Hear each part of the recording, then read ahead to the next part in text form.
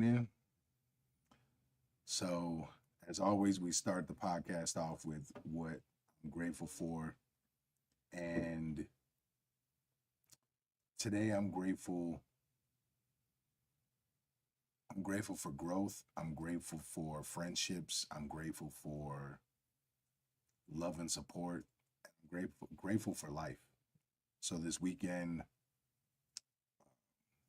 spent almost the entire weekend over at my new building that I have for my gym, and we were basically getting everything ready to go, fixing drywall, prepping for paint, and the amount of support that I had from people coming through was great. It was also a very trying weekend, especially for my wife and her family. Lost She lost her grandmother, so she had to drive up to Minnesota, and they're going through that, and so it's so grateful for friends, grateful for family, grateful for life, and yeah. So as always, let me know what you're grateful for, and yeah, let's get the ball rolling. Let's get Corey back in here. Give me 2 seconds. I just want to run. Oh, he's running quality check. He's running quality check. He said so.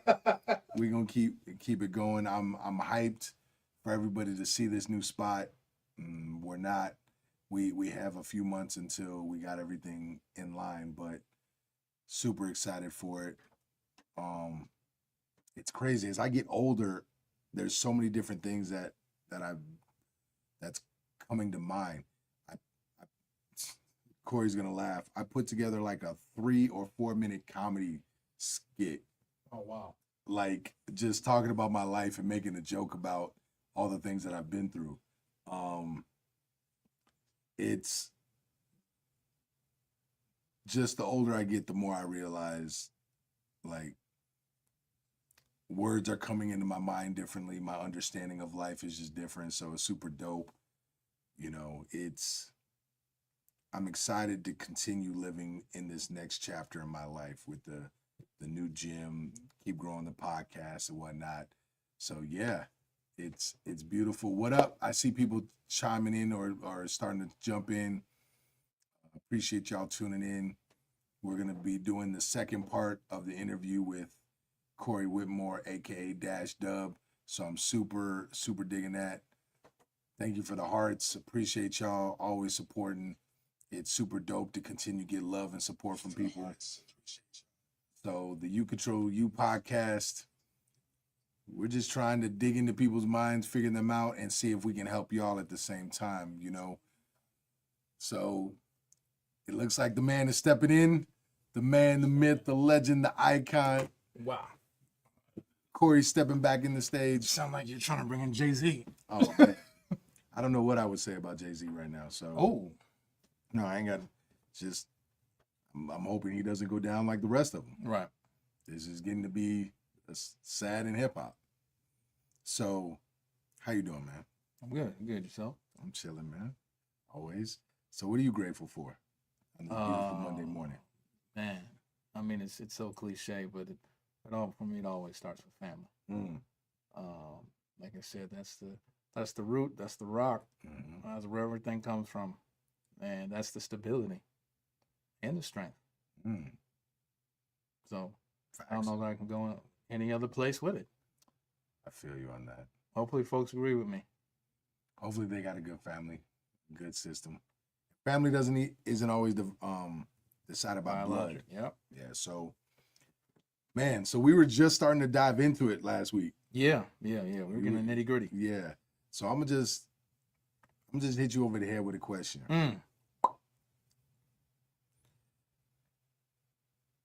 What makes you tick?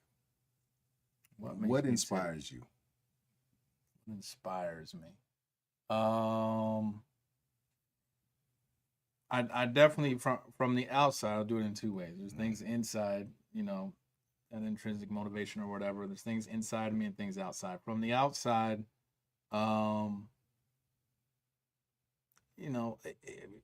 I wouldn't call it a comparison. I'm engaging in comparison with other people, but watching what other people are accomplishing out there, whether it's in my space or other spaces, has always been motivating to me. I've always liked to look at people's stories, people's journeys, and to kind of see the things that they've had to do and endure to be able to get to where they're at. And then once they got there, I still find it motivating to see the things they're doing to be able to stay, to reach a pinnacle and still be able to stay at that height. So I always like looking out at different stories and journeys.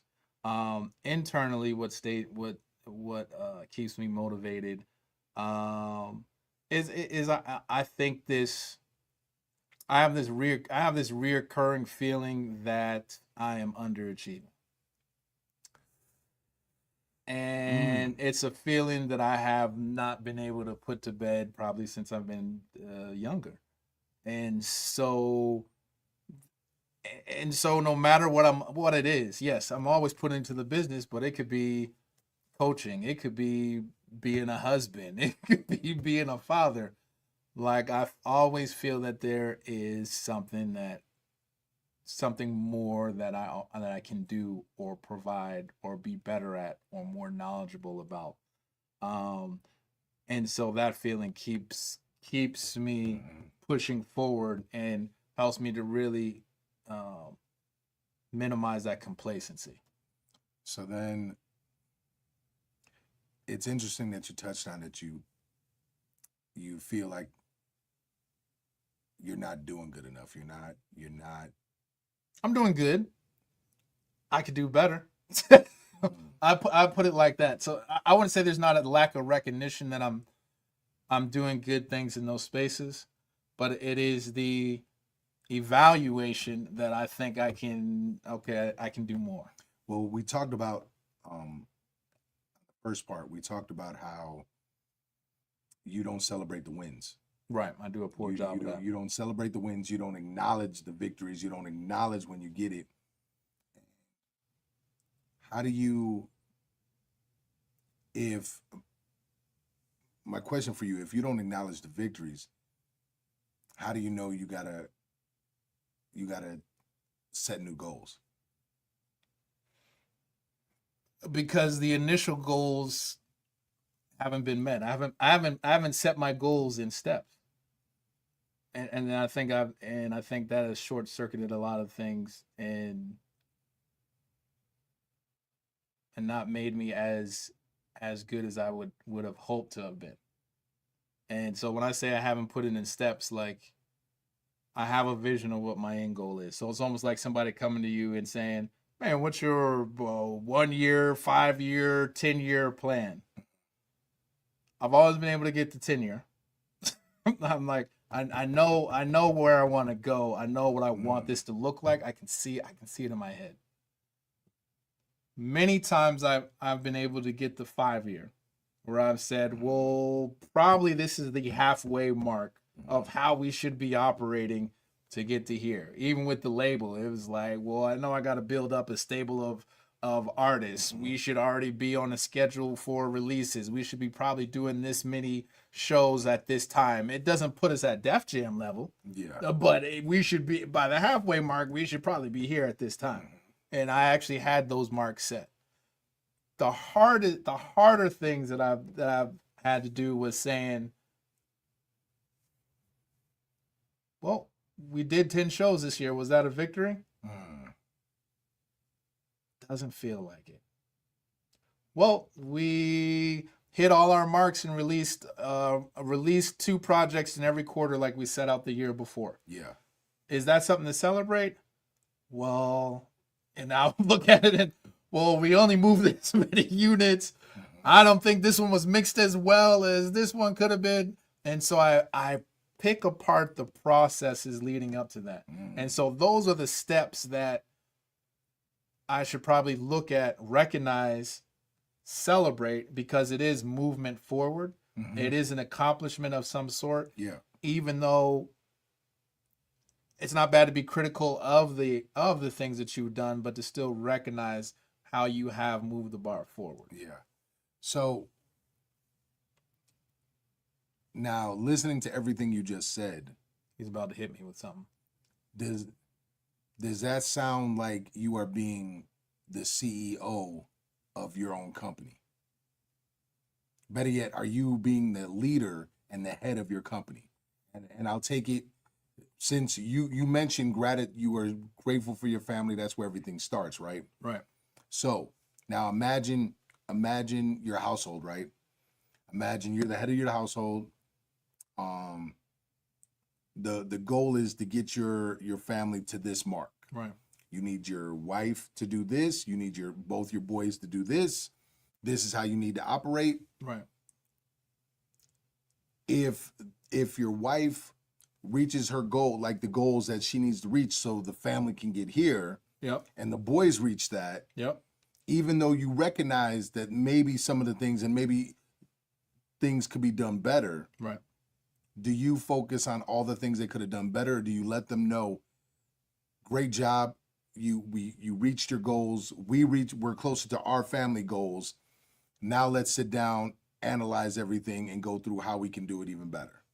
I throttle back when it comes to family. What does that mean? That means I'm not putting the same intensity of pressure on them as I'm putting on myself. Intensity or expectations? I would say both. So you're kinder to them. Yeah, I mean. So you live more standard based, like here's the goals, we need to reach this standard, right? Right. You don't have an expectation, quote unquote, because they're doing it for the first time. Right. So you don't know what to expect. Correct. Right? Right. So setting an expectation seems really silly if you don't. I can set one, but the way I would react to missing that would be different. So that to me goes back to the word standard. Like we've known each other long enough. Right. We're a stickler about words, and I'll just pull it up real quick. And this is what blew my mind when it comes to certain words. Expectation, a strong belief that something will happen or be the case in the future. A belief that someone will or should achieve something. Right. Students had high expectations for their future. So it's hard to be detailed with an expectation. Right. Because there's so many things that can, at least in my mind, yep. a student can expect to be successful. Right. Well, then what is that success? What is that success? Right. So the standard is, when we set goals and standards, well, I'm going to make all B's. Cool. And they made all B's. Right. They've set a standard. Right. Yep. Now the expectation is don't go below that B because you've set the standard. Right. So I say all that because you said you're nicer to your family. It sounds like you have less expectations until they set it. Now that your boys get certain grades, right, you can expect them to get certain grades. And then if they don't reach that expectation, okay, what's going on? Like, why are we not reaching our expectations? Why are we not reaching our standards? Why aren't you doing that with yourself? Why aren't you nicer to yourself? You've reached your goal. You've won a conference championship, quote unquote, whether it was running the label, whether it was mixing, whether it was recording, whether it was this. Now with your media company, you're reaching certain goals. Why aren't you kinder to yourself? That's a great question. That's $1 million question. King, no goals, no standards. Exactly, my friend. Exactly. So why do you think that is though? Wow. So you're asking me, why am I not more lenient or nicer to myself? I didn't say lenient. Yeah. Leniency has nothing to do with this to me. Okay. Because in order to reach your standards and conquer your goals, you have to be disciplined. Right. Absolutely. You have to be disciplined. You have to show up every day. You have to do the work. It sounds like you have, when you look at future you, you're expecting future you to be here. Right. And even when you reach that goal, you're not like, hey, great job. You're like, well, you could have done this and this and this and this and this and this better. Absolutely. Okay. But if that was the case, then you would have reached here when your goal was here. So you would have overachieved. It's one way of looking at it. What other way? How do you look at it?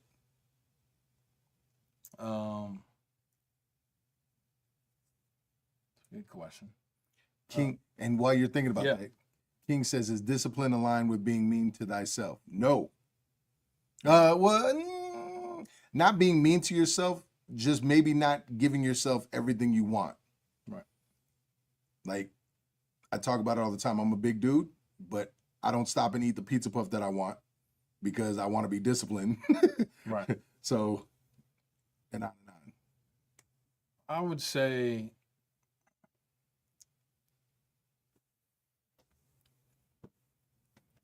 I think timeline is an important part to this. And I would say you said that once you reach this, you don't recognize that you reached this. Mm-hmm. But if you would have did this, this, and this, you would have actually been here. Mm-hmm. And so from a timing standpoint, I never, in my mind, never seem to reach the place that I'm supposed to reach quickly enough. Mm-hmm. So when you're saying this was the overachievement, that may actually be the achievement in the timeline that I've created for myself. And so while I'm picking it apart, maybe due to that, maybe due to what I see in my mind of I should have been here by this time. And since I'm not there, I'm actually running behind. And so when I've actually reached it, if I felt that I wasn't running behind, I possibly could have recognized that I had reached where I wanted to be. But because I reached here, but I said, actually, I should have been here a year ago or 2 years ago. It diminishes the luster of it. And it just feels as if, well, damn, yeah, I got it done. I got there. I'm behind.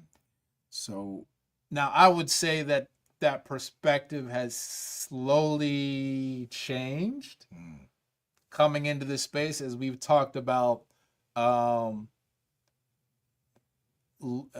getting more into coaching, looking at what timelines really are and how those can change when looking at my boys than before. I mean, through the label, it was all timeline. We were always behind. Every single year, no matter, oh, we did 40 this year. Okay, we're still behind. Oh, man, we're doing this and this. Oh, we're still behind.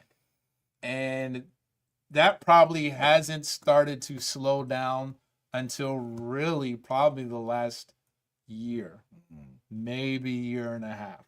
At first, I'm going to say pandemic. Then I was like, nah, because the pandemic slowed me down. I felt like I was really behind. I rushed into this spot, to be honest. Now it's panned off, and and for those people, let me give you context. The previous studio I had was, I think, 762 square feet. It was 2 rooms. I turned both into recording spaces.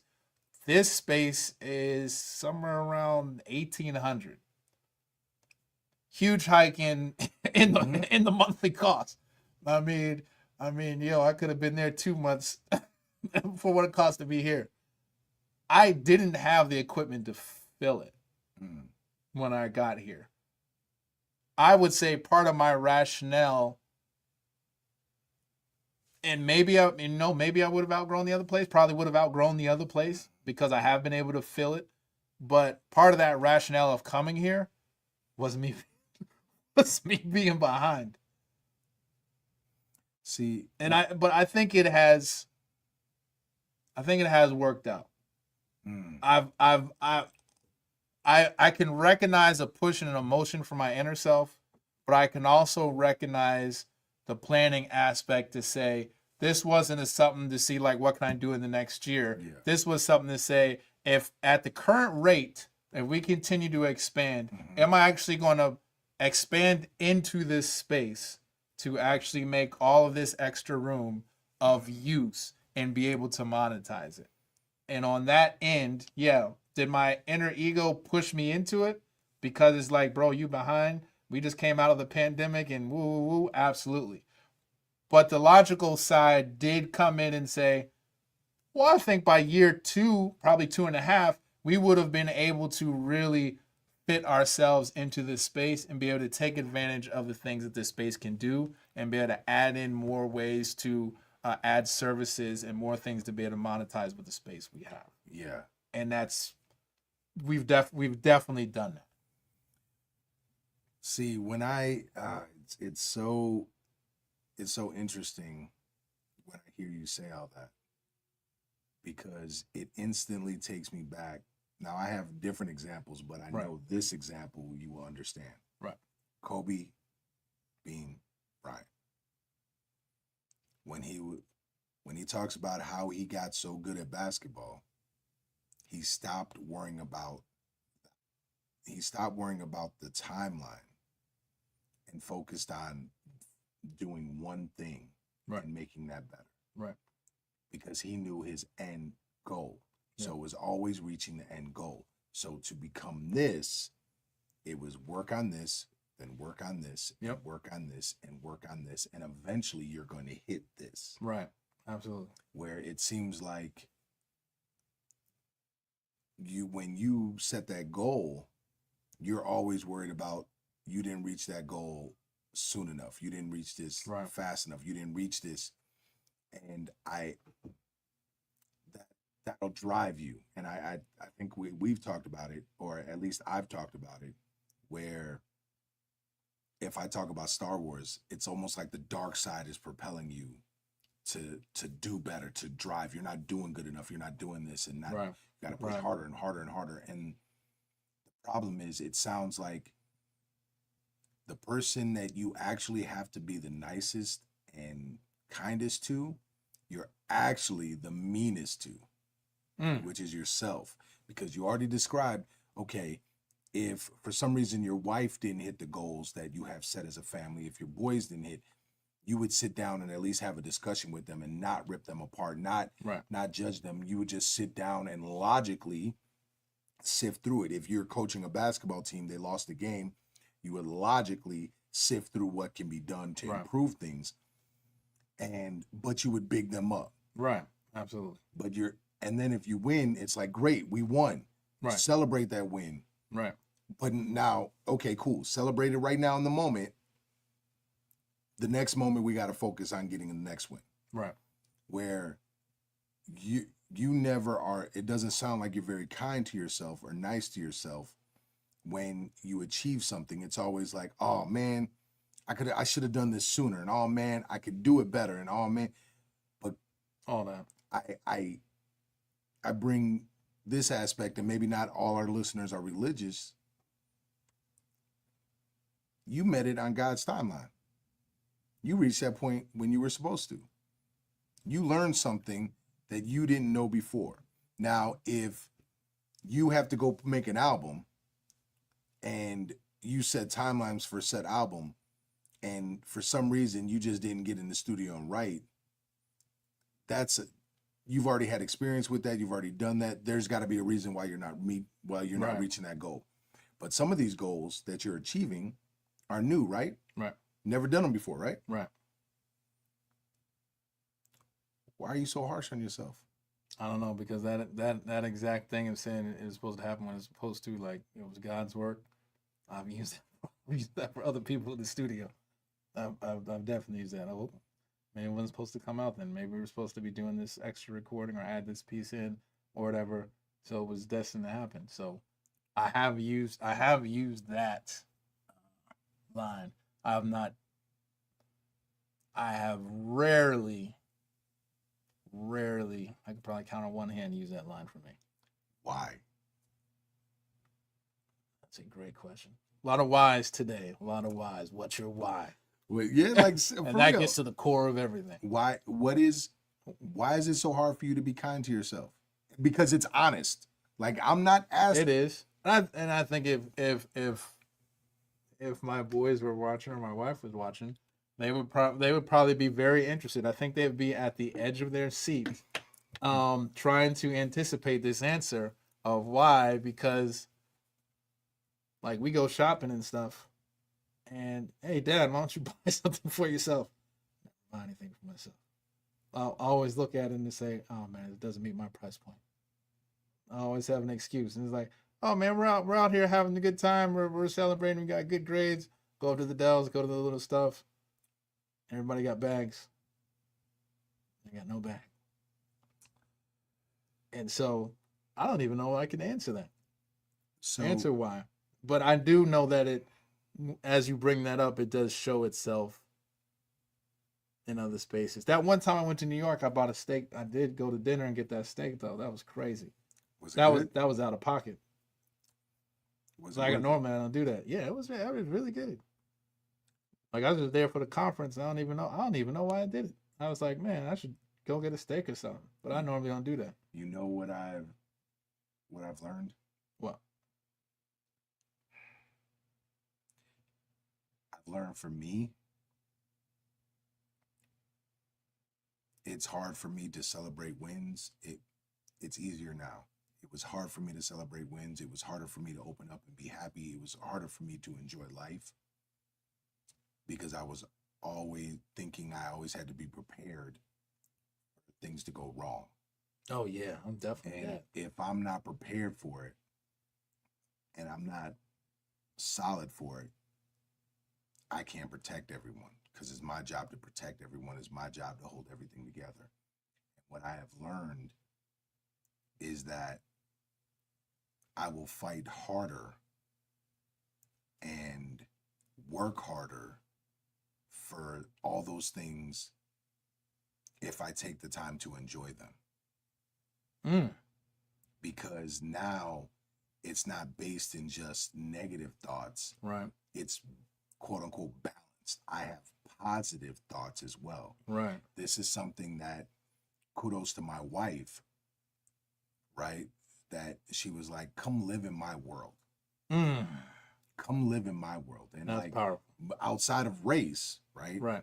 It's because it didn't matter what her ethnic background is. It's a whole mentality. It's a whole different space. She grew up right where she didn't have to worry about all these same things that I grew up. Right. And it's funny because it's the world that my daughter grew up in, and it's the world my son is growing up in. Right. A world that there isn't abuse and trauma and all this stuff. It's a fluffy world. Well, didn't we work hard to create that for our family? Yeah. Well, so you're saying I've created a world that I don't even live in? That you can't even enjoy. That you're choosing, and that's the funny thing. It sounds like you're choosing not to enjoy it. Oh yeah, I'm definitely choosing. It's a default program. Yes.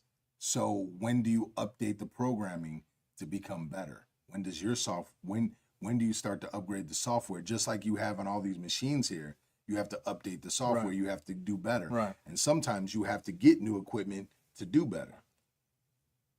So why would your kids strive for success if success looks upset, angry, not wanting to enjoy life? No, I don't think they wouldn't want to do that. And it's something, and I only recognize it because obviously I'm still updating my software. I'm updating it. Like some Matrix stuff, don't y'all think? And I know for me, I don't know about for you, but I know for me, it comes from deep down rooted insecurities. Right. Which you talk to most entrepreneurs, that's what drives them. Right. Absolutely. You talk to any of the great athletes, it's something about they know they're great, but it's like something that just gnaws at them. I got to be better. I got to be greater. I got to be Right. greater. And it's not greater than anybody else. I just got to work harder to be the greatest I could be. Right. But what's the point of it all if we can't enjoy it? What are we working for?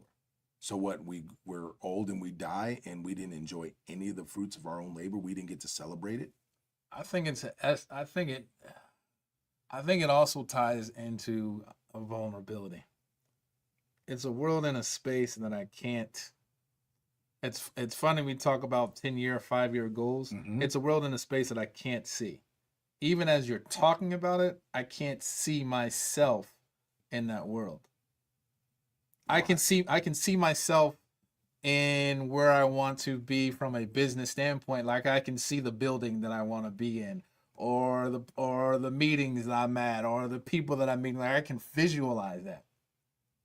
When you put this world out there, that I definitely substantiate that world is there, and that it's highly likely, probably the 90%, that the other folks in my family are living in that world. I can't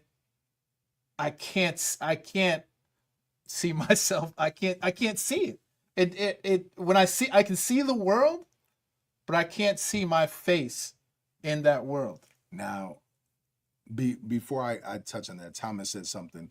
What it has to do with is being divine with yourself so you can be divine with others. And he's right. Well done. So I like that. Appreciate that, Thomas. As I respond to what you said,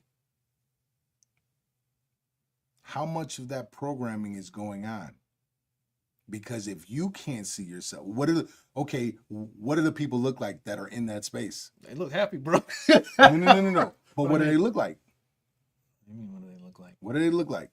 I mean, I can see my family in that space. Okay, so you can see your wife, you can see your kids. Yeah. Who else? People that seem like they have Describe a good time. them, but describe them. What do they physically look like?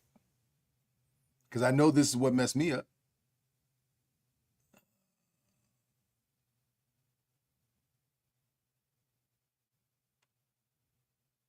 The majority are white. That's what I thought. My boys are mixed though, but majority are white. I'm mixed. And all the people I've seen happy and go lucky, in my mind, even now I still fight it, are suburban white people. Living life, mowing the lawn, going through life like there's nothing that could harm them. Like they're living in a world where they're not going to get robbed. They're not going to get jumped. They're not going to get shot. They're not going to get cut. Just suburban folks, period, living this merry-go-lucky life. And that's not where I came from. So I'm like, you guys have no idea how bad life can be. So you're ill prepared. If the world flipped upside down, you're not prepared. But that doesn't mean that we can't live in that world. To me, it gives us a cheat code. Right. Because we know how to maneuver in that world. We know how to, if things went belly up, we know how to survive a little bit more. You know what they call that? PTSD.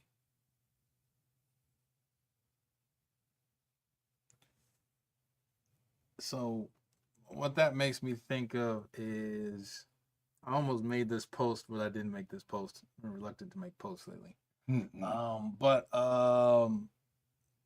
the obstacles of trauma and how those we allow them to continuously get our way and either deter us or slow us down from getting to where we want to go. In this world you speak of. Why I have to frame it like that even feels weird. It's weird. Jake, I'm gonna answer that question in a little bit. This world you speak of, it feels foreign, but I think the most alarming thing that popped up in my head, and I don't know why it is, it feels undeserving.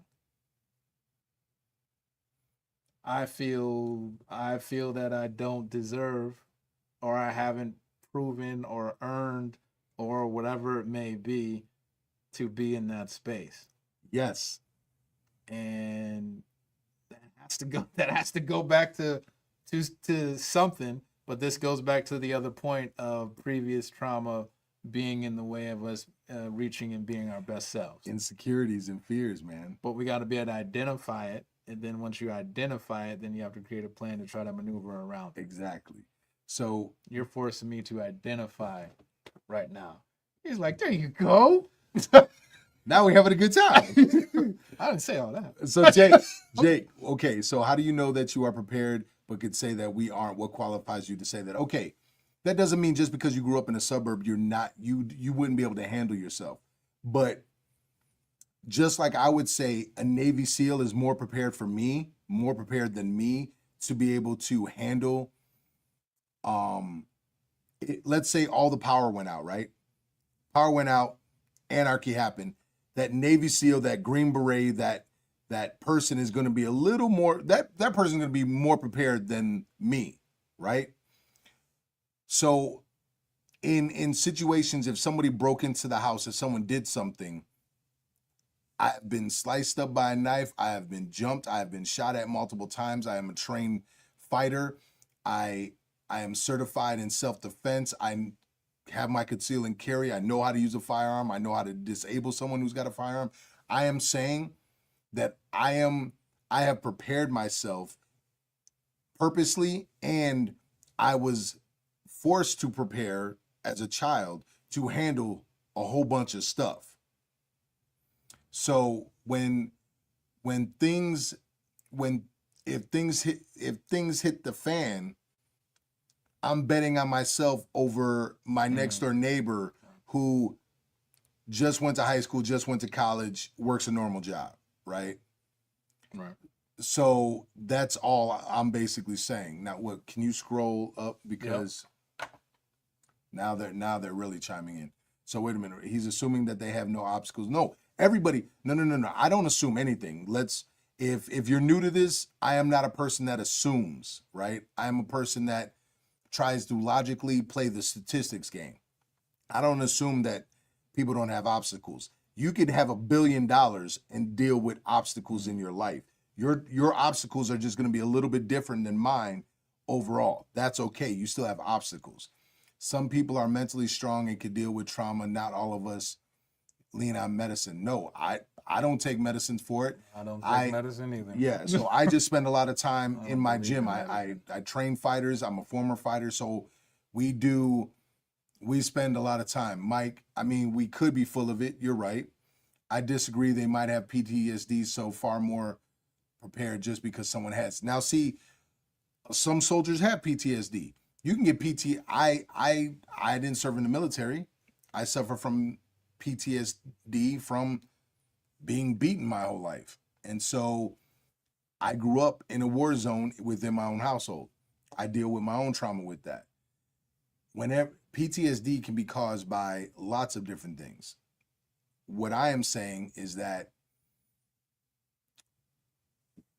and what we're trying to dive into is that myself, and if you're really listening, and Corey are explaining, right? We are constantly prepared in our brain for the worst scenarios. If we go somewhere, you're always, I could be wrong, are you always on the lookout for someone to do something stupid? Yeah, you gotta be. Is your guard always up? Yeah, you gotta be. So we look at things differently because of how we grew up. That is our PTSD, right? What I am saying is that there's another group of people, no race, no color, no sex, no nothing. There's another group of people that live in a separate world where they're just having fun, where they show up to a restaurant and they're not thinking about somebody possibly shooting up the restaurant. They're not thinking about, oh, I got to sit with my face facing the door. They can walk on the street and and they're not even paying attention to anybody else. They're in their own world. Now, those people, that just threw me off right there. Well, I've been shot in the head, rebuilt my face, robbed, beat, falsely charged, and lied to about it. That is I was literally crucified. Tony, I'm sorry for you, brother, because that sounds rough. Very Your much. your trauma is like, that's what I mean. There's levels to it, right? His trauma is on a whole different level. I don't even know that world that he lives in is completely different from mine. So to him, my world probably seems like rainbows and sunshines. Yeah, probably. So, but my point in all this is that it's not to live in that world full time. Right. Do you think you can spend more time visiting it and enjoying the fruits of your labor so you can then work harder to repeat that process? Because it does feel good. Imagine living somewhere. Imagine living in Alaska for 3 to 4 months and not getting sunlight. Yeah, and then you just fly to Mexico and you just got this warm sun on you. Right. How's that warm sun feel? Incredible. I mean, I think I've been there. I think I've visited. It's just hard for me to recollect. I mean, it's. I think I've been there. I haven't been there for an extended period of time, but I've been there. When's the last time you were there? That's what I was trying to think of.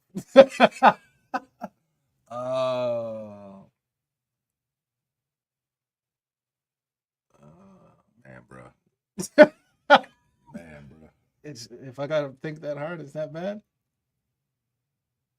Yeah. You don't go there with your family? I mean, we be in spaces, so somebody got to be alert. I mean, yeah, but you're not having fun with them. You're not laughing. You're not enjoying it. I am fun and laughing in a controlled environment. Yes, you got to control. You got to control the parameters. But like what I'm saying is yeah. you're not, I mean, we go to the water park and stuff. You don't have fun? Yeah, I mean, I have fun. When I say let the guard down, a public setting is different. Right. Okay. Because you also got to make sure that nobody's messing with your family. You got to make sure that that's different. How do you now apply that to the business side?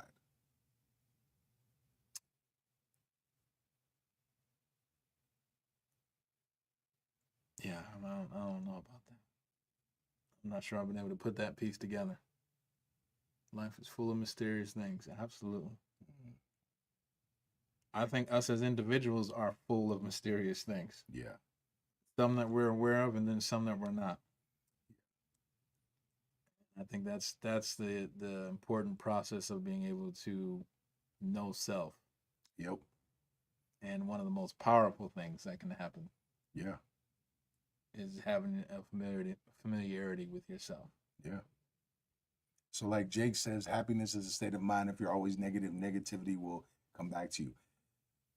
Within reason, yeah, but I think I want to call it negativity. Yeah, see, that's what I was just about to say. Yeah. I mean, what would you call it? I'm not like a downer in any of these things. But explain deeper. Because I know what you mean. I know you're not negative. It is. Geez, how do I explain it? The cup is always half empty. I wouldn't even say that. Like that's the notion that or that people are not positive in these spaces or interactions. Like if I'm going out to the outlets with them, then I'm just pushing out negativity. If I push out negativity, I 110% that to come back to me. And so it's never a matter of pushing out the negativity. It's a matter of really safety and probably being overprotective in a sense to look after or look over those that are most important to me. And so I'm willing to, and I've consistently said that I'm willing to negate some of that joy and Mhm. happiness for safety. So it's almost like an exchange. Yeah. But I'm not sad. I'm not mad. I'm not angry. I'm not negative. But I've kind of said I just want to be a little bit more on point with what's going on. So I may not be You're being a 110% leader. over the moon. You're being a leader. That's what I would call a leader. And that sounds normal to me. I'm always, whenever someone asks me how I'm doing, I'm chilling. My wife has called me out for not being normal. Yeah, because there's some things I'm just like, I've created scenarios of things that could have gone wrong in simple scenarios. Even like when I went to New York. Oh, and I told you about the facial thing. Oh man, that was scary. Wait, does your wife ever say this to you? Why are you always wait, how does my wife say it? Why do you always create problems that aren't there? But I'm not creating the problem. I am looking at the other possible things that can occur, and I'm being prepared for I am that. solving set problems before they might arise because I want to be prepared for them. Now, have I taken things a little far from time to time? Okay. I mean, some may say I've taken it a little far for my preparedness. Yeah. But hey, it all worked out in the end, though. Yeah. Like, and I understand what my wife is saying to a certain extent. Sometimes I don't have to focus on that because I know I'll handle whatever comes my way. I think they're saying we were sometimes over prepared for some situations. Yes. And with family, I think it's a little bit different. And I think with out in a public setting, it's a little bit different. Right. So to wrangle it back into business and how you conduct business, the best way I could say it is probably this way. Every time we win a fight, every time I do something with my gym and reach a goal, I make sure that I celebrate it for 5 to 10 minutes. That's about all my body can process it for. Right. And then I'm instantly thinking about the next one. Right. I actually said it this morning to one of my fighters. We're moving into this new building. Right. I didn't tell him this, but I am nervous because I'm going from 2,100 square feet to 7,300 square feet. That's oosh. Yeah. Ooh. Yeah. You And need to put a basketball court around. pretty big. And but once it's done, I'm gonna be ecstatic Oh yeah. for 10 minutes. Yeah. And then I'm gonna be thinking about the next level, the next compound that I want to do in 10 Oh, years. so you on me now? So you just spent 45 minutes on me talking about not But celebrating. I celebrated it for 10 minutes. Do you even do that? Yeah. You got me on that. And I don't have I 10 minutes to celebrated for celebrate 10 minutes. Is that long enough, folks, for him to celebrate it for 10 minutes? I don't think 10 minutes is long enough. Call up. Well, that's because I'm focused on filling it. So I got work to do. I can't celebrate. I got work to do. I already won. I won a title. Now I gotta, in order to win another title, I gotta fill it. Yeah. Yeah. So now I'm focused on because it filling could go in the other direction. Yep, And that's the scary part about it. Yep, I gotta fill it. But once I fill it, I better be ready to go for the compound that's gonna cost me $2.3 to $3 million. Right. So what I'm saying is, how do you get to the point where you can even celebrate it for 5 minutes? Now I'm saying No, at least you figured out 10 minutes. I haven't even figured out 60 seconds. I started loving myself and accepting who I am. For me, I had to, like, it's one thing to think I'm great all the time, Right. and think no matter what, I got it. It's another thing to be like, man, I love you, dog. And you're doing good. And then when I mess up, man, that was dumb. You dummy. That was stupid. Right. So I'm hearing two things: self-love and self-validation. Yeah, I hold accountability. But both ways. And accountability, yes. No. Accountability, period. Okay. Because accountability is neither positive nor negative. Right. I'm doing both. Right. Because it's easy to be accountable to yourself in the negative. Right. Why not in the positive? This is why I talk to myself. It's unbalanced. Star Wars. I talk to myself the way I would talk to my kids. Right. Now, luckily, I have a different name. You do too. Because when you were a rapper, or when you introduce yourself at a hip hop show, right? How do you introduce yourself? Stash. If you're meeting in the mayor's office, how do you introduce yourself? I gotta give him my I already put my government name out there, Corey. So when I talk to myself, I just ask questions and then I let whoever answer. Interesting. Man, why'd you do that, man? Why would you do that? Man, I don't. That's Mark. If I'm hyped answering questions, that's shy. And then sometimes I apologize to myself, man. Mark, my bad. I was reckless, my bad. And sometimes I'm like, you know what, Sha? I should have let that go. Why did I argue with my wife? That's usually what it is. Mark usually argues with. And then I ask for forgiveness and I ask God for forgiveness. Right. And I keep it pushing. Right. Because I can't change it. It's already done. Right.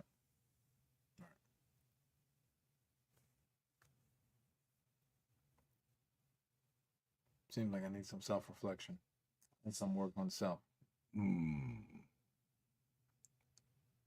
Do you think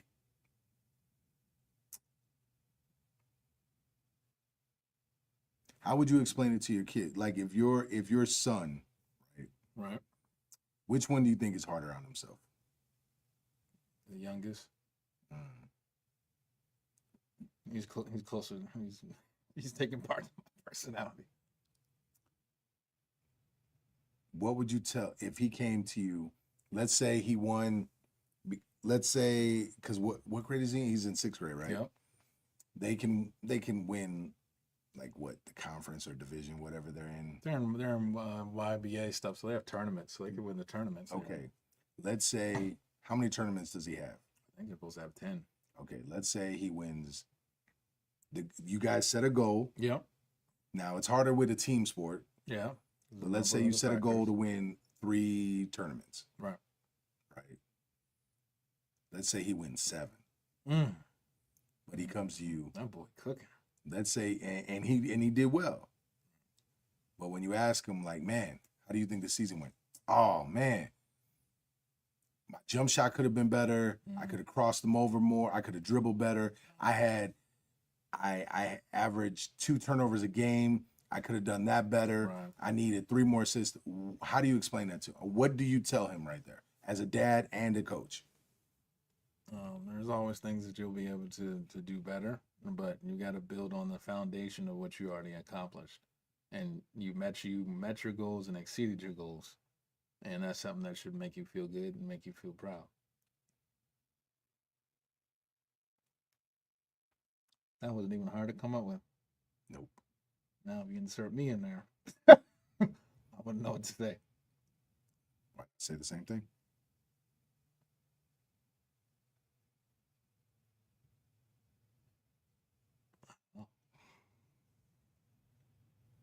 It's that damn timeline. Because if I was at that age, I would probably more self-evaluate myself. I just said that was crazy. Because I probably would have wanted to been the reason. And if I wasn't the reason, wasn't enough of a contributor for the reason that we won those 7, I'd probably discount the team wins. I know how you can go negative, but why didn't you do that with your son? Were you honest? He ain't got to take on my trauma. But were you honest when you talked to him? Oh yeah, absolutely. Yeah, no hesitation, 110%. So it's just being honest with yourself. With myself? And yes, honest with yourself when it's applied to you now. Because if you said all that, it's a different metric. it doesn't have to be, though. You're right. It doesn't have to be. And it shouldn't be. You're probably right on that account too. It probably shouldn't be a different metric. Because now you're setting a metric that you can never reach. Right. Eventually, what's the point of chasing it? Right. I know I'll never get off this treadmill until I burn out. But I've yet 44 years old and yet have been unable to stop it. But do you want your son to follow you? No, absolutely not. Now, there's nothing wrong with being accountable and recognizing, hey, how can we get better? So look, you did great. Everything you just said. Right. How about next week we start doing film study and we see how we can eliminate some of these turnovers. Oh yeah, we going to the gym. You have tomorrow to work on it. But in the moment, that's just not the same metric. But it is. Because if we did it this weekend, they had a tournament this weekend. They lost. They had 3 games. They only won 1. Mm-hmm. I didn't crash down on them. I said, "Hey, you've only had practice twice before the tournament. They installed a new offense, which is different than some of the stuff you ran. We went to the gym this morning at 6 a.m. and we ran through the basic stuff, and then I set up the offense as it would look and say, hey, here are where the shots are and the offense. We have to be able to master these shots. Mm-hmm. And so it was measured. It wasn't pressure. There was a recognition of what went wrong. And then we say, hey, if we continue to work on this, then we'll be real efficient in running this and doing X, Y, and Z. For some reason, I have been unable to apply that way of thinking to my situation. Because of my situation, you already should have been. Why didn't you? Why haven't you? Oh, for real? You're just here. All these other things that I allow to continue to knock me down, but then I try to use for fuel because I'm knocking myself down and then picking myself back up and then knocking myself down, and it's a revolving door. I think as I've gotten older, it's been more exhausting, and it's not sustainable if I want to get to where I want to be probably by the time I'm 50. Man, I told my wife I'm going to be dope when I'm 50. The dark side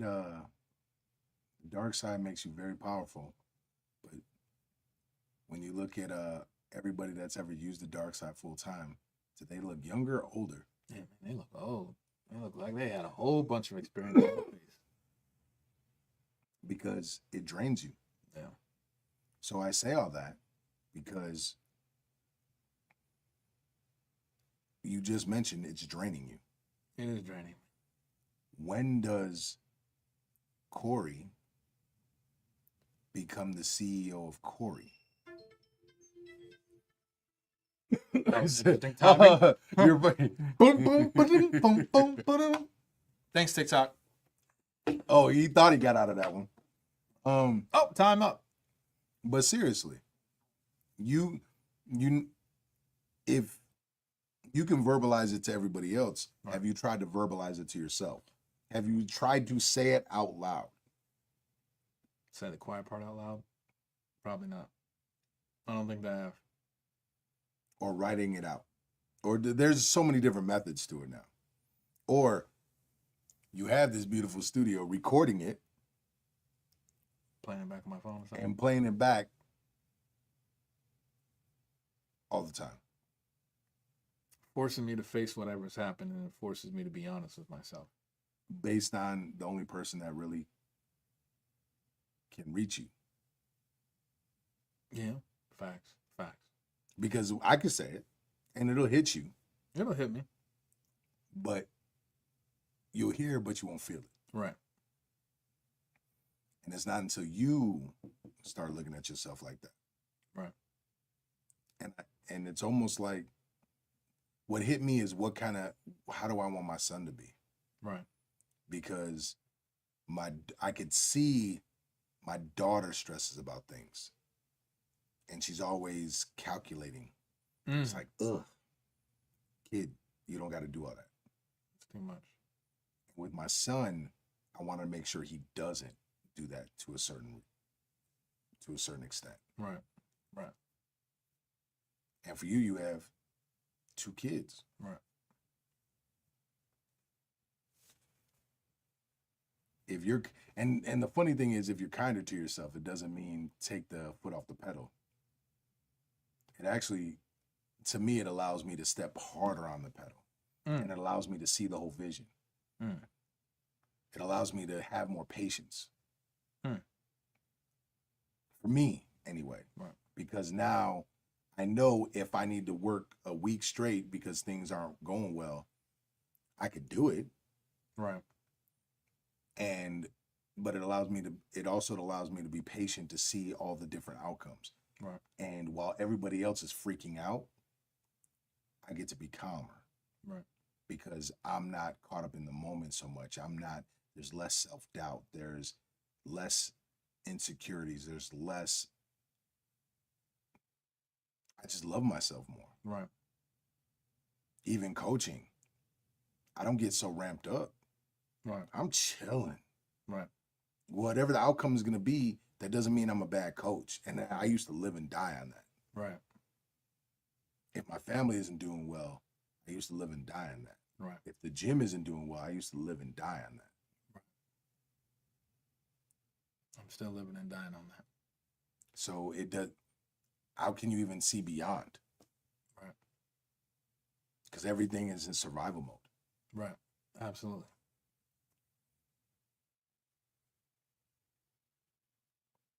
Then the question is, what are you going to do so you can control you? Always comes back around to that. Always, man. Always. It's always on you. Nobody else can fix this. Absolutely. And I wouldn't want anybody else to. They wouldn't be able to. So it does come down to me. So I have to consciously make a decision of how I want to move forward, where I want to be, and how I'm going to get there, how I can best get there. What are you most worried about stepping into doing it differently?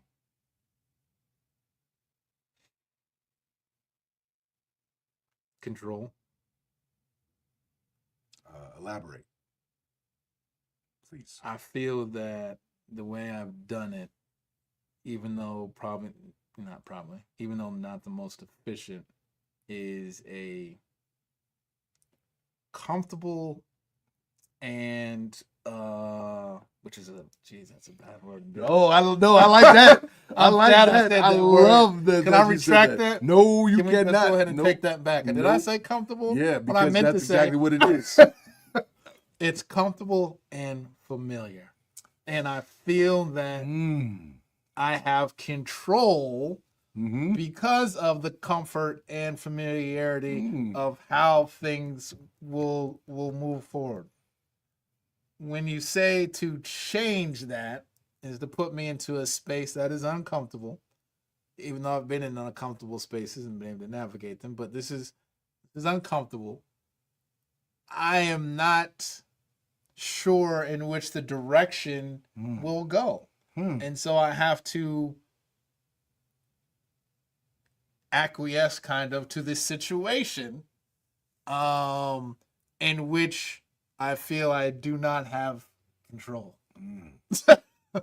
And so there is fear that comes along with putting myself in a situation when my 44 years of being on this earth is to be prepared and to have some form. I feel that preparedness gives me some form of control. Even though I don't always know what the outcome is, I always feel that I can influence the outcome in my favor.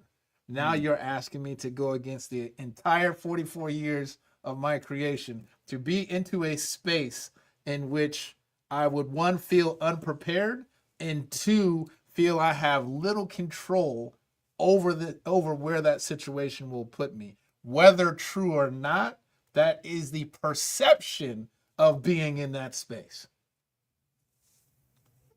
Interesting. That was a hell of a litigation. It didn't help me though. You broke that down pretty well. You sounded highly intelligent.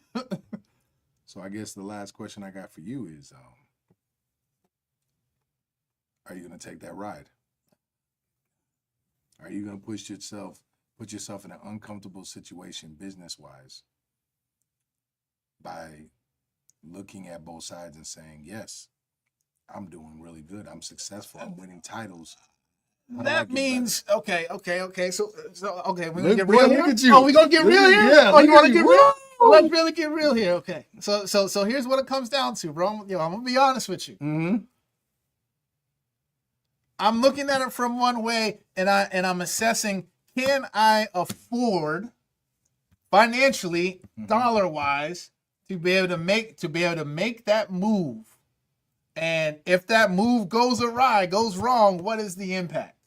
What I can't face, and I'll tell you honestly, what I can't face is to make that move and be and facing failure and having this whole thing fold up.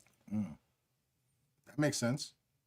That's a valid fear. And so it's a risk of, I mean, it's the risk of going over here and saying, who knows, it could shoot to the moon. And I could be in 2-3 years farther than I thought I would have been going on the same path, or it could come over here and it could fold. And right now, from a personal standpoint, emotional standpoint, I don't know. I do not feel that I could face that, even though I probably could. I probably could meet that, have this whole thing fall on its face, and be able to come up out of that. For whatever reason, I feel like that would validate things that I've been fighting for since I left school. It validates what people have said, not said. I've drawn inference from to say that, bro, you ain't who you think you are. And for me to step over here, face that, and to have it not go the way, I think would be, could I recover? Absolutely, but I think it would be devastating. And I think if I had to take a step back to go a step forward, that completely destroys the timeline. And then I don't know what that means for my confidence and how I would want to move forward. I think that would shake me into all the spaces that I'm in with all the different things that I do, and not just this business. Coach, mentor, whatever it is. It all makes sense. Those are some valid fears right there, man. That's valid. You're gonna say something, bro. There's There's something about to come up, and I'm like, man, I want you to say it. I know you want to say it, but you got to say it. So go ahead and say it, because people got to know. You got to put it in its place. No, put it in its place. The fears are valid. It makes sense why you're thinking all that, why you're feeling all that. Right. That's coming from a real spot. Those are real fears. Right. But it's not a but. The question is, what's going to make you rise further? Staying in comfort where there's less fears? Never. Or having all those fears? The fears that it could fail. And I have a weird understanding with that word. Yeah, I get it. But not succeeding in the way you want to succeed. Correct. That it could break your heart. Like, there's no other way to put it. It could break your heart. Right. Because if you didn't reach that mountaintop that you climbed, and it set you back down a couple mountains, that's a heartbreaking situation. That's like getting to the finals, game 7, and you miss the game-winning shot. Right. That hurts. Right. You lost the championship. The ball was in your hand. You lost. That hurts. It's that damn timeline I hold on to. I don't know why I hold on to this timeline so tight. Because you're worried about death. You're worried about you're not going to be here. Have you done enough for your kids? Have you done enough for your wife? Have you built enough? Have you done enough? Right. I think all I haven't done enough. You haven't got your sons to a point where they understand and can function in life to a certain degree right now already, nothing else can really change. The only thing you could change for them right now is financially and just being the rock. But all the lessons you have given your kids and your family are there. Yeah. They're already there. They're already in place. Yeah, and those are already embedded. Yes. So you just being there. Finances goes a long way. Yeah, it does. But in determining outcomes. If your son, one of your sons, were sitting right here and they said, I don't want to don't put the ball in my hand to win the game because I'm afraid I'm gonna fail. I'm afraid I'm gonna do this. I'm afraid I'm gonna do this. I'm afraid it's not gonna go my way. I don't want that shot because I don't know if I can handle that. Right. What are you telling them? I mean, you gotta take that, even if you miss. I don't care if you airball. You'll be better for it. Is your business? Are you the type of person to fail? I have failed. When you fail, it's only a failure if you quit it, if you stop it. Yeah, in that essence, no. So have you failed? No. Have you won everything? No. Have you suffered some losses? Yeah. Did you have to recover from those losses? Yeah, I took some else. Okay. But you haven't failed because you wake up the next day. Right. What me saying, take the time, take 5 minutes. I said 5 minutes a day to celebrate your victories. Are you telling me 5 minutes in your day is going to ruin your business to the point where you can't succeed? No. It's just 5 minutes. It's 5 minutes to recognize your wins. Right. To recognize where you're at and what you're fighting for. Right.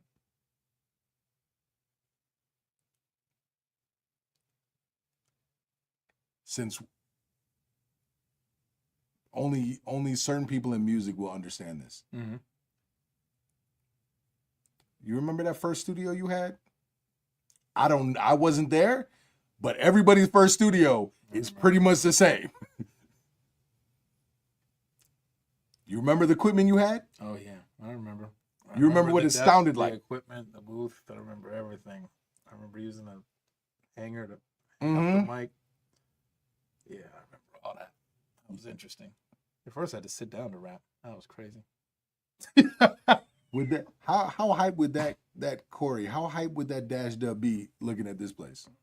I couldn't even see it. That guy couldn't even see this. But imagine that guy walking in here. Yeah, he'd be geeked. He'd be super impressed. So be geeked. Being geeked doesn't take you from winning. Being geeked is like, yeah, I did it. What's the next goal? Right. What's the next goal? I'm hyped. Look at this place. I remember when I had to use a hanger. I remember when I had to record sitting down. I remember when I had to play music out of a boombox that had 2 tape decks.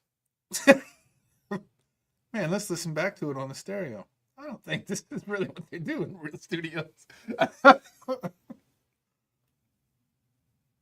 Yeah. That's celebrating wins. That's loving yourself. Yeah. That's being real. Yeah, it's being real. And it doesn't even have to be an everyday thing. Right. Or the alternative, and it's not bad, it's an alternative. It's the other way. I'm not gonna celebrate my victories because I'm afraid it's gonna mess up my business model. I'm not gonna be hyped about my wins because I may not succeed. I want to stay in my comfort. Right. I want to stay where I know what's going to happen and be comfortable in my business. Right. I just want to be comfortable in business. I don't want to just be comfortable in business. Because being comfortable in business, I'll never reach where I really want to go. And so I'm between a rock and a hard place. Really? Where do you want to go? To reach the place that I want to go, I think that the only way to get there is to go into the other space. But to go into the other space, like I said before, means that I can lose it all and then have to restart. What is going into other space? Because going in the space that Involved. I'm in is only going to be incremental improvements over time. Isn't that how you get better at basketball? Incremental improvements. Mm-hmm. It is. But I may never get there if I'm drained in the space that I'm in. If I get drained out before I'm able to get to where I'm trying to go. Okay, so you're saying I'm in this dark space. This dark space, I'm still moving forward. But I'm moving forward like this. But I may burn out in this space before I actually get to get there. I could jump over into this space, and I could fall off the map. Yeah, you will. But at the same time, I could move forward by some leaps and bounds. It'll still be little. It'll still be little. Here's the key. What if you merged them? And what type of matrix is it? Something you can merge? Who said you had to be one or the other? Yeah. Who said you had to be? It'd still be you. Right. Still be you. I don't know what it takes to be. There's a lot to figure out. I'm not sure what. Hey, it coach, is to be I don't in know how this to dribble space. with my left hand. I only know how to dribble with my right. Yeah, we worked on that today. Why do you need to know how to dribble with your left? Man, you gotta have the skill to be able to get around somebody with both left and right. If they just hunker down on one, then you're gonna be stuck and trapped. See what you're saying? I still don't. I don't know what this other side does. Doesn't that sound like? How did you know? Were you excited when you got this space? Yeah, I was geeked. You didn't know what it was going to turn out to. It could have failed. Yeah, it could have, but I mean, it could have folded. It could have folded within the first 6 months. it could have, but I had enough Okay, prior information and things like that. Yeah, I mean, after the year, yeah, it probably definitely could have. What kept it? What kept it going? Me just just pushing through. There was a lot of things that didn't go right, didn't go wrong, and had to reinvent some things and try some new things and bring some people in and lost some people and just had to keep dragging it through. That's all it is. This other side?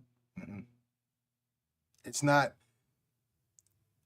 go live there the rest of your life. Right? It's not that. I don't think you ever. I can't. Right. If you can find a way to stay over there your whole life, please let me know. I'll learn. Right. But already, I'm getting a space 3 times the size that I already have, and I'm in the back of my mind. I'm like, I gotta fill it so I can go get a couple acres. Right. My wife gets mad at me all the time. I'm never gonna be satisfied. Right. I'm always gonna have goals. There's always another championship to go win. Right. The difference is I'm trying to celebrate my championships, the fruits of my labor. And you feel like that's enough to get to at least get me to engage the other side. To be honest, the other side isn't really the other side. It's just appreciating what you have and loving yourself and loving the fact that you put in the work. That's all it is. That's clarity. It's appreciating what you've already done and what you've accomplished and recognizing that the other version of yourself that started this mission would be envious of you, would love to switch roles with you, would love to live that. And then you realize, wait a minute, that's who I still am. Right. Wait a minute, I could look at my life with those lens. Right. When they say look at life with a childlike eyes, that's essentially what they mean. Right. The child version of you gets to live out their life. So yeah, if the childlike version of you's like, I want to fly in a jet. Well, yeah, if you don't have the funds to go do a jet, right, and to go fly in the jet, yeah, you can't pull that off, right? But maybe one day you can. And then if you have the means, why not do it? Right. Because the kid in you wants to do it. The kid in you has these goals. The college kid in you, maybe the high school kid in you wanted to run a studio. Right. Why don't you look at the studio with those eyes? and be like, man, but you're more responsible. You understand responsibility, Right. unlike the high school and college version of you. Right. You can stay grounded in it. Right. It's still you. Right. So that other side is just recognizing that the world isn't always against you. Honestly, the world is never against you. Right. Because in the matter, and when you break down the universe, we really don't matter. Right. We are a little grain of salt. Right. That's our ego that think we matter. The other world is just recognizing, oh, we can have fun. We can enjoy the fruits of our labor. Right. I'm not saying go buck wild. I'm not saying that. I'm saying enjoy it. So to bring this full circle, you need to be a little nicer, a little kinder To yourself. to myself. Love yourself. Love yourself. Be honest about your mistakes, but love yourself. Be honest about how well you're doing too. And so it almost feels like balancing the inputs. Yep. I'm going to bring all this critical analyzation, all that other stuff. I'm going to be able to balance that with something that's loving, supporting. Yeah. Yep. And the only way I know how to do it for myself is Only I if the separate. world lived like that. Why do you think I look at people? I literally look at people crazy because they live on the extremes. Only if the world was like that. Interesting. I still live on the extremes somewhat. Right. I'm just learning how to find how to love myself to the extreme as well. Right. I am who I am. But that's balance. Yes. My balance doesn't have to look like everybody else's balance. Right. If somebody wants to live, if someone isn't as extreme and they live more in the gray area, Yeah. well, great, live in the gray area. Right. That's not me every day. Balance. But you dictate what your balance is.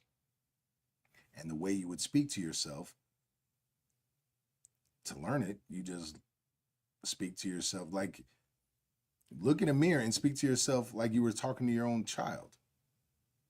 It'll feel so weird. Like it's what I have fighters do.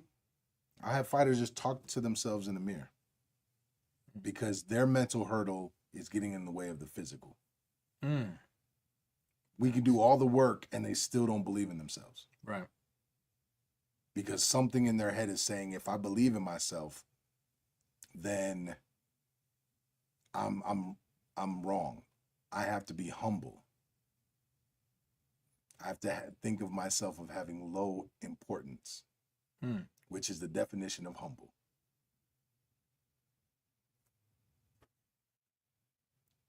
That's why I love primetime. Right. I love prime. That's what it really Some boils days down I'll be to. wishing I could be prime. You can be, Yeah. but you'll be your version of of that. it. Who said you don't think you're great? All right. Good. Okay. So high school version of you wouldn't think you're great right now? Oh yeah, you'd be through the roof. So you're great. Where do you want to be in 10 years? Beyond this. And when you look back 10 years from now, this version I'm speaking to right now would probably think that person's great. I get that building. You see what I'm saying? Next level. You see what I'm saying here? Be in the moment, not always in the past, not always in the future. Be in the damn moment. Recognize where you came from and live in the moment. Man, I'm doing great. Days of future past. Tomorrow I'm gonna be greater. Right. Man, I didn't reach my goals. Man, why didn't I reach my goals? I set the deadline. I didn't reach my goals. Okay. And then you can analytically tear that apart. I can definitely But do if you that. did do that, man, I'm hyped. Man, I reached my goal. Man, I did it. Okay, cool. Enjoy it. Have a cigar. Have a drink. Eat a steak. You know what? I've been had them cigars for like 3 years. What were you supposed to I'll lie be them going for? overseas just to celebrate life. And I said, "Oh man, I'm gonna get these cigars or whatever." Man, I've taken 2 trips to Mexico and bought cigars, haven't opened up either package. Bro, that's waste. I got one in there, and then I got one in the car because I was like, "Oh man, I'm gonna share these or whatever," and then That's waste. I never did. Bro, That's sad. the celebration can be easy too. Yeah. It doesn't have to. I'm not saying pop bottles and like. Yeah. For me, I like sitting in front of a fire and having a whiskey and be like, and kick my feet up and be like, man, hell yeah. That's a feeling. Hell yeah. Because what is the point of working hard and not enjoying it? Right. I didn't say go nuts. Right. When you were in college, could you take your wife to a nice restaurant and really afford it? Nah, you should have seen how I set up one time. It was sad, bro. Put a towel on a cardboard box, bro. Hey, that sounds cute. I bet she loved it. That sounds cute. She did, though. Yeah, she liked the effort. Wow. So I think I undercooked the Cornish hen. That's funny. There. That's funny. That's hella funny. But now you can take her out, right? Yeah. Do you take her out once in a while? Yeah. Do you have a good time? Yeah, we just went out last weekend. You smile, you have fun, it was a good time? Yeah, it was good. It was good. Did you ever think by yourself like, man, I don't believe I could do that. I don't believe I can afford that now. I don't believe, man, that's dope. Right. You ever do that? Nah. Bro, that's so fun. It's so fun. It's so much fun. No, It's so much fun. It's just a quick second. It's like, man, I couldn't have done that in college, man. We were eating off cardboard boxes. Tommy Hilfiger towel. It was a nice towel. But you see what I'm saying? I took my wife to Sambo. Yeah. And the food is dope, but it was something about being in a place, and it was our first year anniversary, wedding anniversary. And before that, we were just going to Red every year for our anniversary. Yeah. But now we change it up because, man, I don't know. Like, it was weird to have someone actually come up, slice meat. And, well, I'm like, is this what it's like to just have a built-in chef? I just get someone that just comes up and feeds me? I'm like, one of these. Is this? I'm like, I looked at my wife, I'm like, we got to get to this level. Right. But enjoying it allowed me to, and I like it, allows me to want it. Right. Am I going to work less or am I going to work less? Or am I going to work more for that? Positive motivation. And I damn sure couldn't have taken it to that when I was in high school or college. I mean, I could have maybe, but I would have paid in cash. It would have set you back. And it would have been like in a rubber band.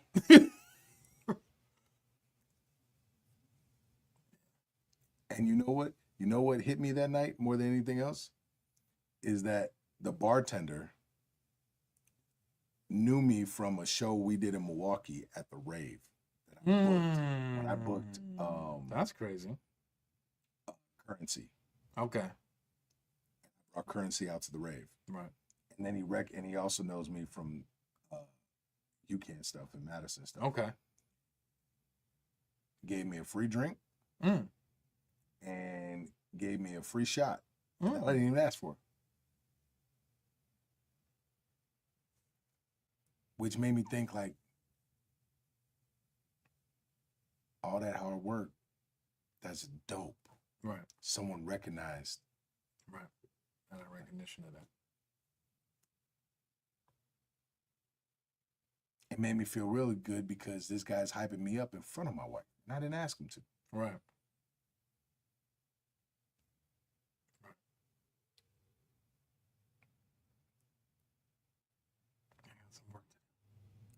Just a little bit. It's really just a little bit. It's not even that big. You just got to do it. It's so little, but you got to do it all the time. Right. I have to build the consistency in for him. Chill. Okay. Look at him. I can do that. He's thinking. What's Well, the I'm word? already trying to put it in the schedule. What's the word that you like to use? Processing. Yeah, I'm definitely doing that. Processing. So hopefully y'all learned something. Mainly about just what it really boils down to is loving yourself and understanding who you are and being honest with yourself. On both sides of the plane. Like, hey, I could do better. Man, I did great. I pulled this off great. And then how can I do better next time? Right. And so it's just being honest with yourself. Thank Corey, of course, for jumping from behind the scenes, coming out here. Where can they find you on social media? DASHDUB -dub. I'm on IG, Facebook. It's the main place you can hit me. And what about your company? Media 22, I think Media 22 LLC on IG, on YouTube, on Facebook. And we're Media 22 Radio 22 on TikTok, but we're going to be changing that. Okay. So y'all heard it. Have a great day. Love y'all. Thank you for supporting. Peace. We out.